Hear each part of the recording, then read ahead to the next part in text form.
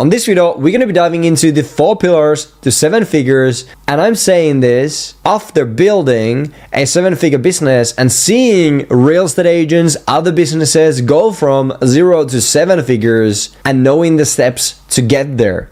If you don't know who I am, my name is Eetu. I'm the founder and CEO at Mescula, a real estate growth agency that's revolutionizing the way how realtors acquire listings by implementing the AI-enhanced value-first online listing acquisition system. And on this channel, I'll show you how to build scalable and predictable listing acquisition systems so that you can close extra 12, 24, 36, or even more listings per year. And if you're already a subscriber, welcome back and thank you, and let's dive in. So the 4 pillars to 7 figures are generating opportunities, setting appointments, closing appointments, and firing yourself. Obviously, there is one crucial thing that I feel like every single one forgets, which is serving your customers. But I include that now under the closing appointments, because you close the appointments and you start serving the customers, you start fulfilling after that. So, but when it comes to actually generating sales and growing the revenue, these are the 4 steps from 0 to 1 million in revenue. So let's dive in. First off, don't try to do all of these 4 things at the same time. Master one skill first. Go step by step. Unless you have a lot of cash sitting around and you can actually invest into the business and start putting everything in place at the same time and hiring team members who can handle all that at the same time. Or you have equity partners or as someone investing into your company, whatever the case may be, that could be a different story. But if you're trying to scale up the business and grow the business with your cash flow, then I would highly recommend going step by step and mastering one skill first. Is it going to be easy to get to 7 figures? No, most likely. Is it going to be fast? Most likely, again, no. Is it tough? Yeah, for sure. Will it take time and effort? 100%, it will. But building the business of your dreams, something that is sustainable, not only in business, but life, will require sacrifices, time, money, and showing up when it's not easy. Discipline and the constant drive and open-mindedness to becoming better every single day. Now, you may be thinking, okay, Eetu, you're not even 30 years old. How can you say that? You're just a young dude who just happened to build this business, whatever. Right now, I'm 27. Past 7 years, I've been, it says a nasty word there, but I've been grinding. And 7 years ago, I had no money. I basically lost everything due to a gambling issue, and being a child, didn't really understand money and realize what I was doing, but I lost everything just after I got out of military service, and then I went to work at McDonald's. I applied to business school, got in, and thankfully that sounded easy. I decided that I'm gonna do something while I was working at McDonald's. I applied to business school after studied for 9 months straight and worked night shift at McDonald's, so it was tough times. And then got in from the last spot, and that really changed my life. Started a business that failed, and again, lost tens of thousands of dollars with that, almost all of my money again. And then I launched this business, and then we've been growing and scaling, learning and failing. But yeah, at this time of recording, we are a 7-figure business on an annual basis. We have been for this would be the 3rd year, I think so. Yeah, 3rd year. So doing pretty well. But at the time when I was grinding and building, I didn't really have anything. I was just purely focused on the business and getting that off the ground. I woke up, I hit the gym, I started working, and I worked until 3 a.m. I was living in the northern of Finland, and obviously serving real estate agents across US and Canada, and the time zone difference was tough. So I woke up, hit the gym, started working around 9 a.m. ish, worked literally straight from there until 2 or 3 a.m. In the morning. Obviously ate at in between, but didn't do anything else. Went to sleep, woke up, rinse and repeat. That was my life for 1 year straight, pretty much. And it was tough. It was grinding, for sure. I didn't see friends. I didn't really go out. And even in my apartment, I only had bed, my office table, laptop, and then I had a small balcony where I had this small table with one chair.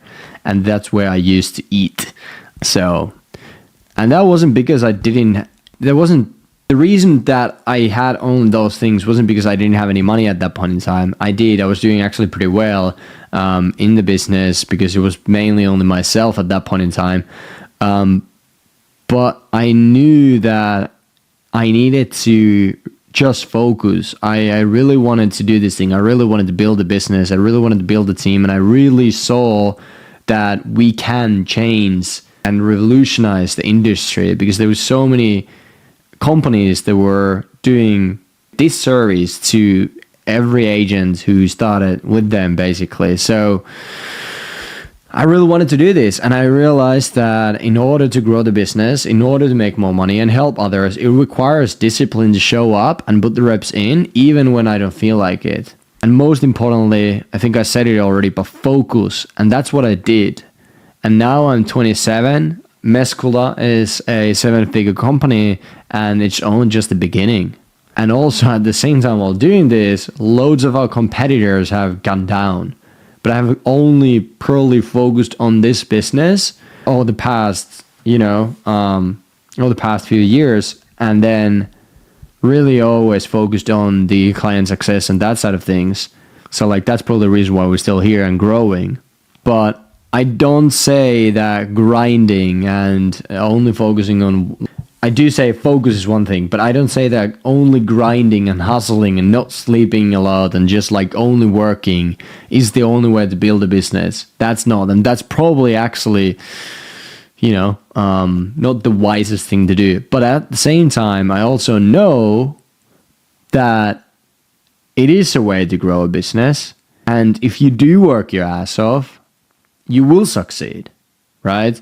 And you guys are in service-based business, relationship business, a business where you don't have high equity partners going around and handing you a bunch of like money when you're building like software or whatnot. The next Facebook, you're in a service-based business, sales business, relationship business. So you do have to, in most cases, finance your growth with your cash flow. So that means you also need to put in more time and effort to make it happen. So like I would highly recommend you do that if you really want to succeed. So you do that and you will eventually succeed. It's just like inevitable. And there's so many people that are just wandering around, trying out multiple different things, and they never get anywhere because they lack discipline and they lack focus. That's the reason that I believe that they don't get anywhere. Now, I know why that's there, but the number one, obviously, when it comes to this, is to generate opportunities. And that's probably why you're working with us. You're getting more leads, getting more conversations, all that stuff, generating more opportunities. And that's crucial. I also recommend, even if you're working on a done-for-you stuff, is that you still learn and understand the process. Because the skill of marketing, the skill of advertising, the skill of opportunity generation is crucial. And if you learn that, if you learn marketing and sales, you will never be hungry again. Like I guarantee you that. That's just like inevitable. So I highly recommend you learning those both things. And that's just the first step in terms of like opportunity generation. Now, second step, setting appointments. Obviously paid ads, something that I really love and I think is one of the highest levers, biggest levers you can pull when it comes to actually scaling fast, as well as getting predictable growth. So paid ads, getting inbound inquiries, home valuations, etc., call and set appointments.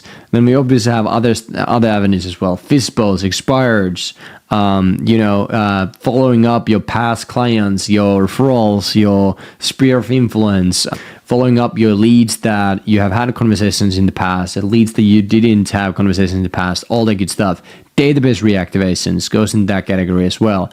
Door knocking, all that good stuff, right? There's multiple different ways that you can generate opportunities and set appointments, but those are different skills that you need to learn. You need to learn the skill of opportunity generation as well as the skill of appointment setting, right? And when it comes to this, what I do recommend to keep it simple, and this is what I did, learn one channel and learn it really well. Just master it. Master one channel. Once you mastered one channel, then you can expand from there. And when I'm talking about one channel, for example, Facebook leads, Facebook advertising, learn that. Learn how to convert those leads, and once you learn that and you're successfully converting them, then you can look into Google or FISBOs, whatever the case may be. You can do some of these things at the same time. For example, if you're running paid ads and your budget is like 1K per month, you're getting 40, 50 leads per month, most likely on the seller side. So like you do have time to still learn FISBOs or cold calling or whatever the case may be. So that is something that you can do simultaneously, but get 1 to max 3 channels that you master and just hammer those down and focus on them to get leads as well as appointments. Once you've done that, then you can expand, and that helps you also to scale up. Now, closing appointments. Now that you have appointments, those may not be closing, and that is a good problem to have, because that means you have now leveled up. Now you have a new problem to fix, closing the appointments. So you get leads, you set appointments, but none of them are closing. Amazing. You entered a new level of growth.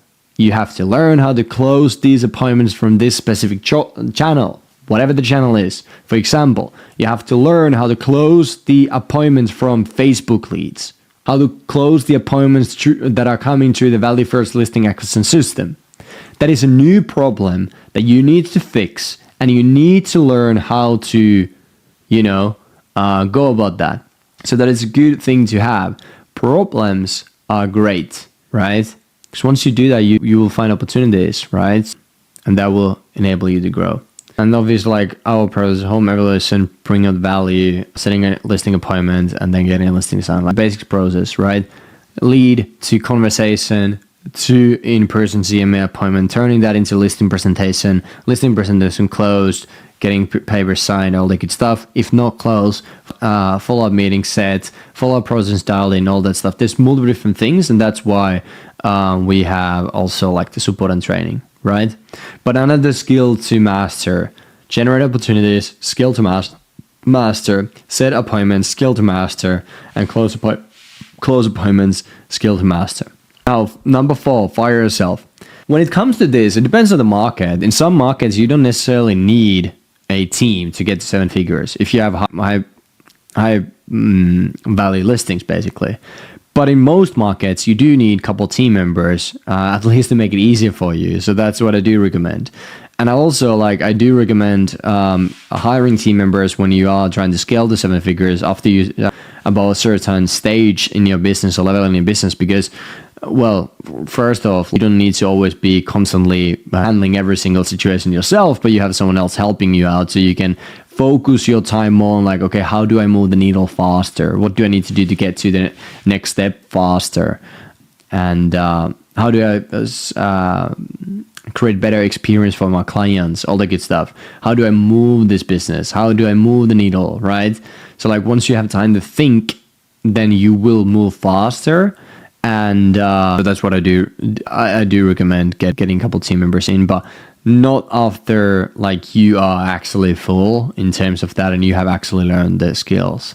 So for example, before you, my reminder here, remember, before you can build a team, it is important to have a solid understanding of your business, as well as the skills and knowledge necessary to manage and lead a team effectively. Now, when it comes to managing and leading a team effectively, you can't know how to do that before you actually have a team. So you want to learn the basics, you want to know the basics, the structures, all that good stuff.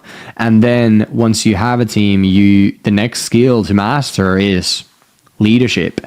And I'm right now at that level that I'm trying to really hone in and learn the skill of leadership. It is tough.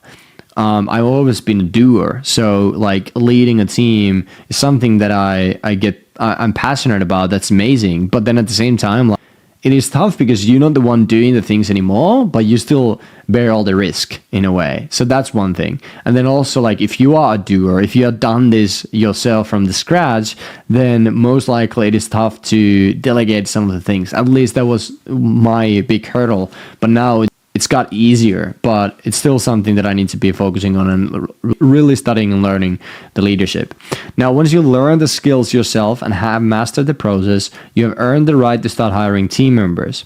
For example, if you're hiring an ISA, you can hire your ISA, you can outsource one channel to that ISA, and in the meantime, you personally can master another channel yourself. And once that's done, you can hire another ISA to that specific channel, etc. You can just continue that wheel. And one thing to note here is that if you have been thinking of hiring ISA, before you do that, make sure that you have mastered the skill first.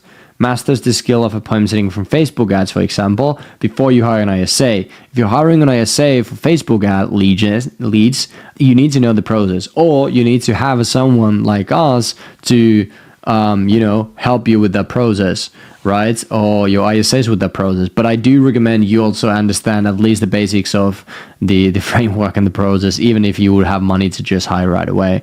But it just makes everything much easier.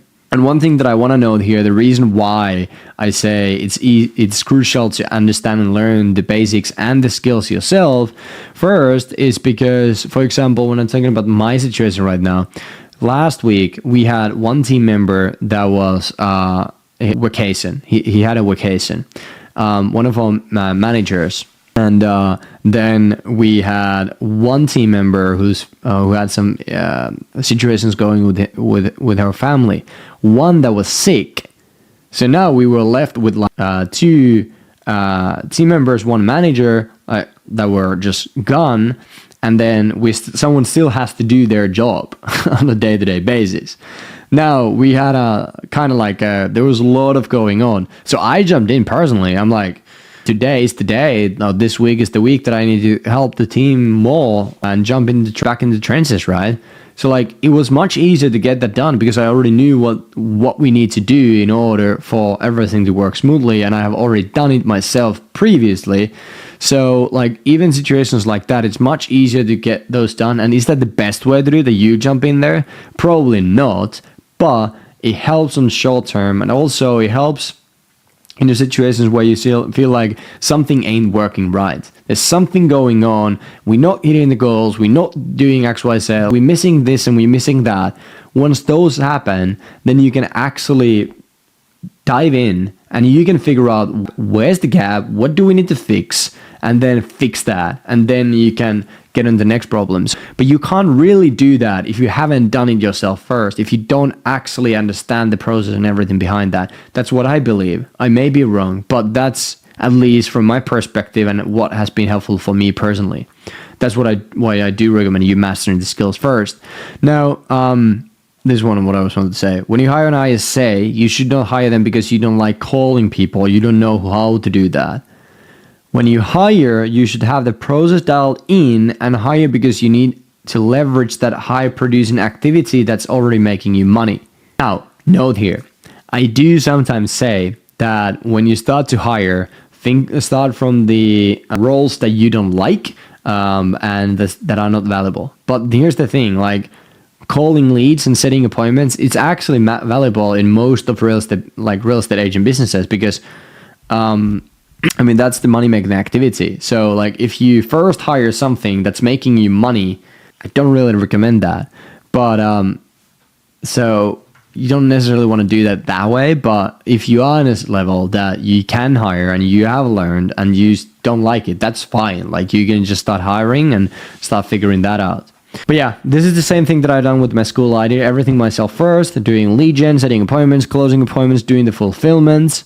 But then once we nailed down the appointment setting, I hired an appointment setter. I trained them. And then once we were able to hit closing KPIs, I had a closer.